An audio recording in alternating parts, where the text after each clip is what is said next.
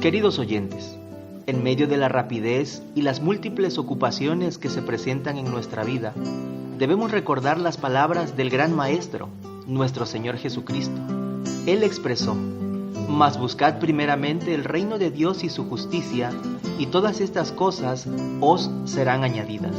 Es mi deseo que al meditar en los consejos de su palabra y al ponerlos en práctica, seamos guiados y prosperados en todo lo que emprendamos. El comentario de este día 9 de julio del 2017 está basado en Isaías capítulo 50. En el contexto de este capítulo podemos observar lo siguiente: la reprensión de Dios por la infidelidad de Israel, su disposición para redimirlos y la incredulidad del pueblo en el poder de Dios para restaurar a Sión. El profeta inicia con preguntas retóricas que aluden al pensamiento del pueblo. Ellos acusaban a Dios de haberse divorciado de Sión y de vender a sus hijos por pagar una deuda. Jehová admite haberse separado de ella, pero a causa del abandono de ésta y sus pecados. También acepta haberlos vendido, pero por razones de ética y justicia, según lo menciona el comentario Mundo Hispano. Dios no había hecho esto arbitrariamente, lo permitió así como causa natural del empecinamiento de su pueblo en sus pecados. El versículo 2 señala que Dios les había visitado y nadie atendió, los había llamado y nadie respondió. Lo cierto es que Dios jamás nos abandona, somos nosotros quienes nos alejamos. A continuación, Jehová, en voz de Isaías, reta a contestar las siguientes interrogantes. ¿Acaso se ha cortado mi mano para no redimir?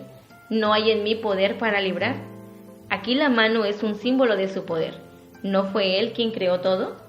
¿Quien tiene poder para secar el mar y los ríos? El problema entonces no reside en el poder de Dios para salvar o rescatar, sino en la decisión de su pueblo de creer que puede y desea interceder por ellos, así como permitírselo. Necesitamos entender que nada hay imposible para Dios, pero respeta nuestro libre albedrío. La Biblia declara que para ver el cumplimiento de las promesas es imprescindible creer. Sin fe es imposible agradar a Dios. Cualquiera que se acerca a Dios tiene que creer que Él existe y que recompensa a quienes lo buscan. Y de aquí obtendremos nuestra primera lección.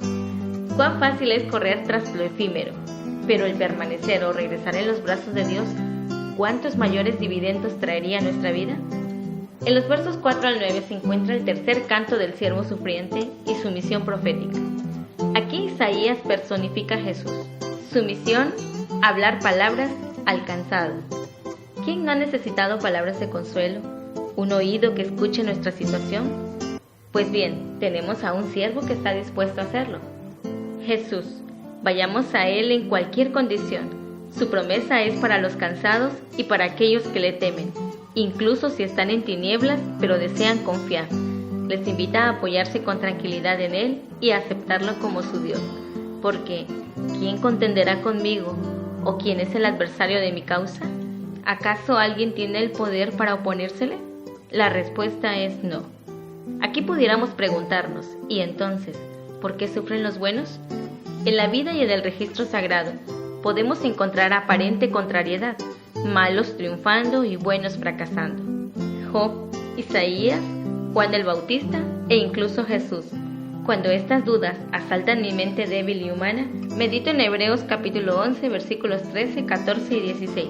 Conforme a la fe, murieron todos estos sin haber recibido lo prometido, sino mirando de lejos y creyéndolo y saludándolo, por lo que dicen claramente dan a entender que buscan una patria, pero anhelaban una mejor, esto es celestial, por lo cual Dios no se avergüenza de llamarse Dios de ellos, porque les ha preparado una ciudad. Permítanme expresar la segunda lección con la letra de uno de mis cantos favoritos. Si los montes se desgarran, si los ríos dejan de correr, si la luna y el sol dejaran de brillar, yo jamás dejaría de confiar en su amor. Por último, en el verso 11, el profeta indica que vienen momentos duros para aquellas personas que son sabias en su propia opinión, que son su propia luz. Hay algo que no debemos olvidar: la luna brillará solo mientras exista el sol. ¿Cuántas personas hay que, según ellos, viven la vida, han andado en los caminos de su corazón y en la vista de sus ojos, para descubrir al final que nada de esto tuvo sentido? No fue permanente, se trató de un espejismo. Estos, en su lecho de muerte, lamentan las veces en las que rechazaron el consejo, obviaron la guía y despreciaron la instrucción. Y es así como llegamos a nuestra última enseñanza. Si nosotros insistimos en ser nuestros luceros, guías y consejeros, vamos a fracasar. Mejor dejémonos iluminar por el sol de justicia. Él es luz segura y eterna. Para concluir este comentario, recordemos las 3 lecciones prácticas. 1. Cuán fácil es correr tras lo efímero, pero el permanecer o regresar a los brazos de Dios, ¿cuántos mayores dividendos traería a nuestra vida? 2. Si los montes se desgarran, si los ríos dejan de correr, si la luna y el sol dejaran de brillar, yo jamás dejaría de confiar en su amor. 3. Si nosotros insistimos en ser nuestros luceros, guías y consejeros, vamos a fracasar. Mejor dejémonos iluminar por el sol de justicia. Él es luz segura y eterna.